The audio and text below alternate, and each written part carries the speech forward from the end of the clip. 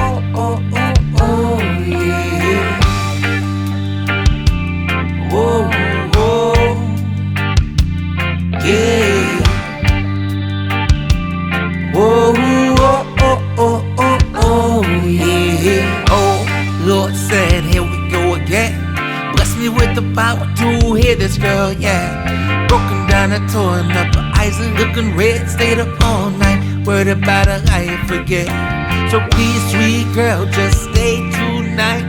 No, it's not, girl, with them devils outside. They waiting for a prey like you. Oh yes, I know you feel it too. If you're trusting hot in me, cause it's true, I believe in you. Where you gonna run when the sun goes down? How you gonna feel when my love can't be found? Who do you run when I'm not around? Who do you run to? Who do you run to? Where you gonna run when the sun goes down? How you gonna feel when my love can't be found? Who do you run when I'm not around? Who do you run to? Who do you run to? Whoa, whoa, yeah.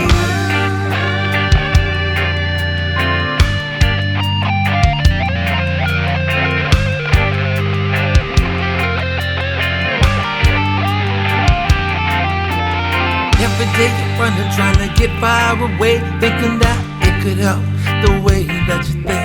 The world could be a better place if you had another face erased from the past. Always last. So please, sweet girl, just stay tonight. No, it's dark, girl, with them devils outside.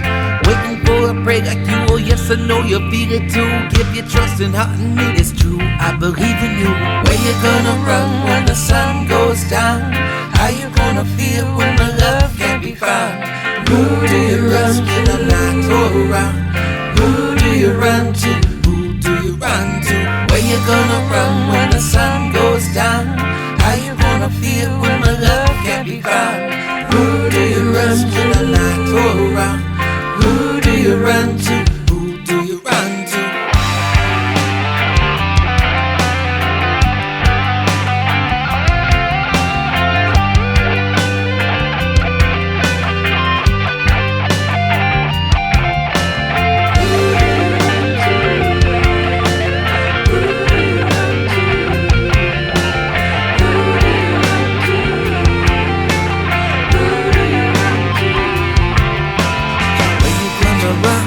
Where you gonna run? Watch your way, watch your back when the sun goes down. Watch your way, watch your run with the sun. You gonna run? Watch your way, watch your back when the sun goes down. Say,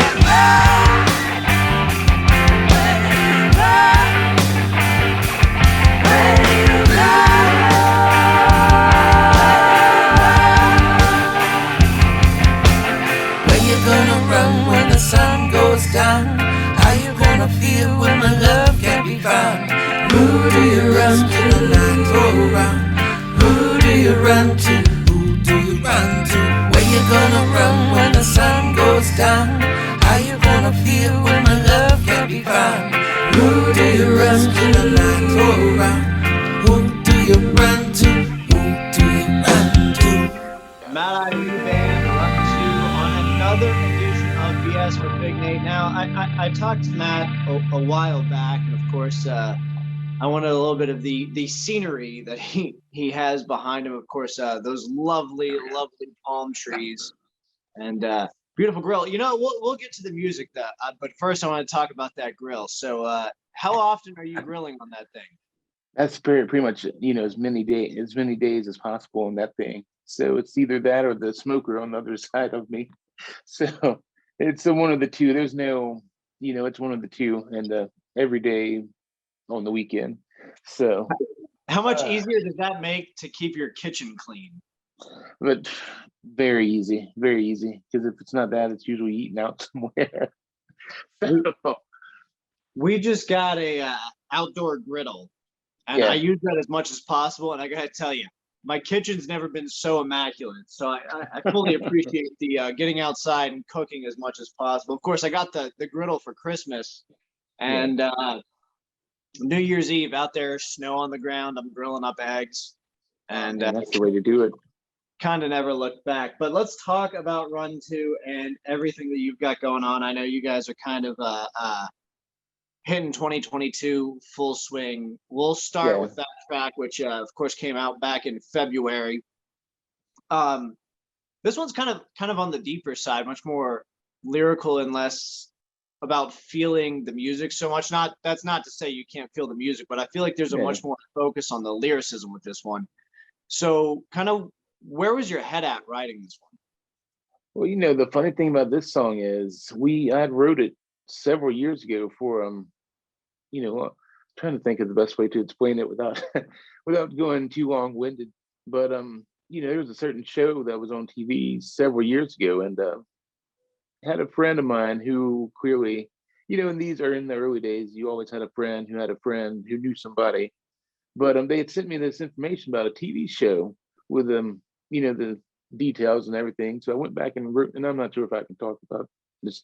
Well, it's been a while, so I'm sure I could say the name, but it was a vampire show, and went back and wrote the song for the specific episode. And a few weeks went by, and next thing you know, there was no contact from the guy who knew somebody, and so long story short, it never made it on the TV show. But there was a certain after show that they were doing, and it got picked up by that. And so I was like, it didn't make the TV show. And being as young as we were, it was kind of cool just to get it anywhere, honestly, at that time. So, so it was kind of focused on that. But as years went by, we kind of kept playing that song, and did some more demos for it. And finally, with the guys we got now, we just recrafted everything, reworked it, and it's a bit different from the Americana, like folk-ish roots the song started in. But it turned out pretty well. And with everything that's been going on the past 2 years, it was very fitting, and that's how we kind of put it in the press release. It's like, you constantly feel like you're running from something or somewhere, and just being chased by all this stuff at once. And it's like, it's not always easy to deal with. And I think the best way to put it for me now is, when you put your art out there, it's no longer yours, and it's open to interpretation. So however the listener feels it, that's what it is. So as a kind of makes it easier sometimes, when someone's asking like, hey, what's the song kind of based around? And I was like, you can't tell them really. This was an older song we wrote and recorded, but because I mean, man, I completely just messed up. I'm sorry. I'm still catching up with with the Now, morning. are you drinking a cheer wine? That is a cheer wine. I didn't know if I could. Oh, clearly the bottle's Now, right hold there. on a second. We'll get back to the music in a second, but how the hell did you get your hands on a cheer wine? Aren't you out in Arizona, correct? Yeah, that's the beautiful thing about Cracker Barrel. They apparently have a contract with Cheerwine, so it's bringing a little taste of the South back out west, and it's good to be able to go up there and get a 6 or 12 pack of the, and then the ice bottle on top of that. No, that's So a beautiful thing, my man. I'm sure it's, because obviously you kind of grew up out this way and living out there as a transplant. That's got to be like a nice little taste of home. it really brings back that if you want to bring the Carolinas back to Arizona, this is the best way to do it right here. This is definitely the best way to do it, and it tastes so good, especially out of the glass bottle. That's the best flavor you can get. That So everything's better out of a glass bottle. Um, so you kind of mentioned something there that I want to pick up on. with once your art's out there, it's not really your own anymore. You have an intriguing aspect with this because it was picked up kind of by that TV after show. Did you run into any issues, going to re-record and republish it with them being like, well, you've got to pay us for rights or anything like that? Like, was it some weird contract issue?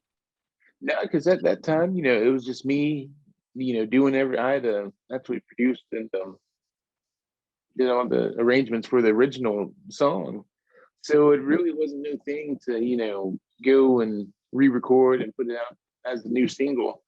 So that was the good thing about doing the do-it-yourself method was don't run into any technicalities these days when trying to re-release certain things, and so that was real cool. There was no one owned the original rights or anything like that, and with the after show, it was the cool thing. It was no contract really. It was just, hey, we like the song, can we use it? And that was it.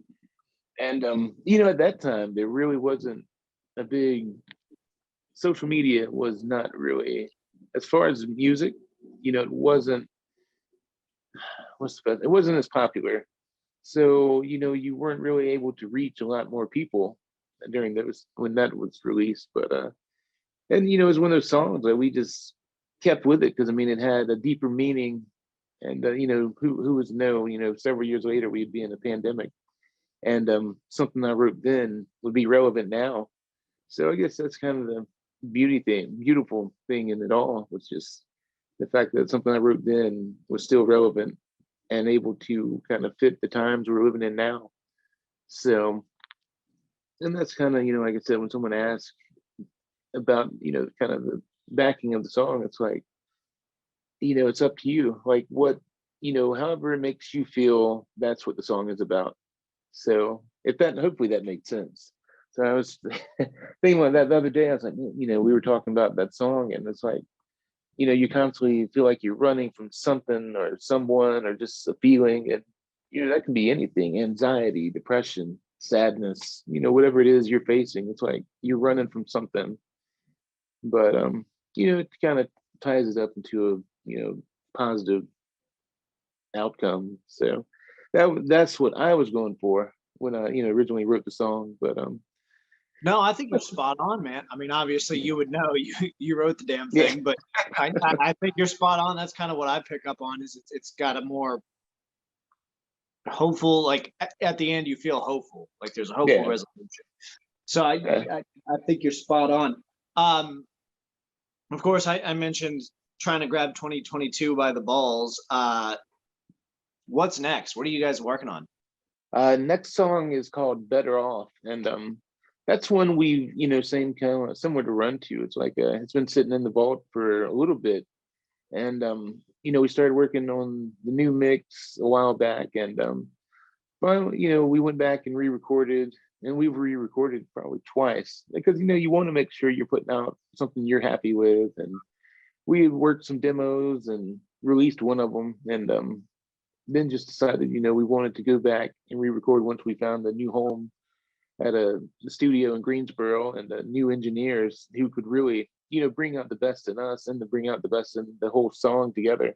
So it's kind of similar to the Coastal as far as like 90s style vibe, and alternative rock meets kind of, well, we could say like alternative pop rock, to be honest.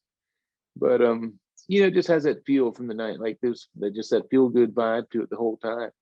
So I think people will be pretty pleased with that one, and that should be coming out here in the next probably 6 weeks or so. And yeah, we're really excited about that one. And then we, what we're really trying to do is every 6 weeks release a new single, through the rest of the year, and then start. Well, we've been working on album tracks as well, but wanted to drop these singles because everyone we've released has had its own personality. Like we talked about the last interview, it's not it's not, you can't really put it in any genre. And but it's alternative rock, that's the best way to put it. There's so many subgenres these days, and everybody's like, oh well, it's this and this. I'm like, no, it's just alternative rock. That's the best way to put it. But No, we kind of, oh, go ahead.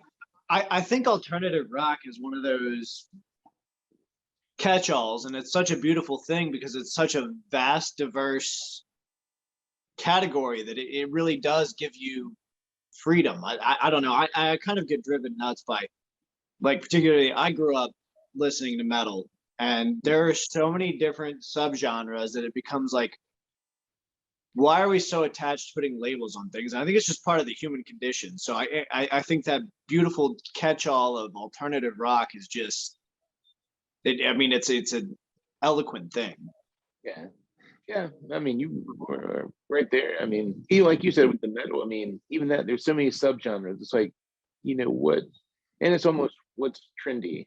And I mean, I get it. You want to be able to label something, but at the same time, sometimes it's best just to let music be music instead of trying to pigeonhole because if you can't pigeonhole a band into a certain category, they're like, oh, well, you're a lost cause or something like that. But that's really not the case because I mean, I've met so many different bands who are all over the spectrum, similar to what we're doing. But and they're still doing their thing, not worried about what they're being labeled. But if music's good, it's good, and I'm not going to go worrying about what they're being labeled. So, and that's how I feel with us. Like, if you like it, you like it. If not, it's all right. It's not for everybody. So, but that's with any genre of music.